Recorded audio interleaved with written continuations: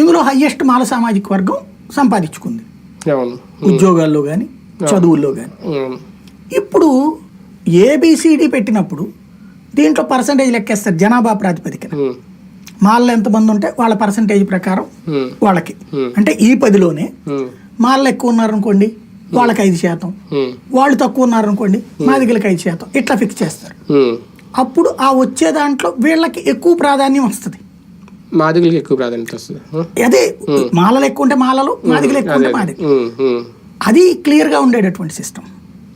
అంటే ఇప్పుడు ఎవరో వదులుకోకలేదు, అదనంగా ఇప్పటి వరకు పొందిన వాళ్ళు కోల్పోయేది ఏం లేదు కొత్తగా. కాకపోతే ఏంటంటే అందులో ఉన్నటువంటి మాల సామాజిక వర్గం వాళ్ళు ఈ పోటీలు, అంటే ఇదివరకు ఖచ్చితంగా వాళ్ళకి పోటీ లేదు కాబట్టి పోటీ పడ్డప్పుడు వాళ్ళు ఎక్కువ సాధించారు మార్కులు బట్టి.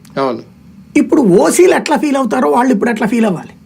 ఓసీలు ఏమంటాం, ఓసీల్లో ఒకళ్ళకి 100కి 99 మార్కులు వస్తాయి కానీ అతనికి సీట్ రాదు. ఇక్కడ 38 మార్కులు వచ్చిన వాళ్ళకి సీట్ వస్తాయని చాలాసార్లు మనం పోస్టులు చూస్తుంటాం. ఇప్పుడు అట్లా రేపొద్దున మాలా మాదిగల మధ్య చర్చ నడుస్తుంది.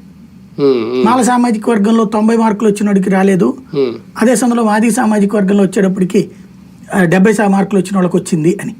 రిజర్వేషన్ ఫలితం అక్కడ.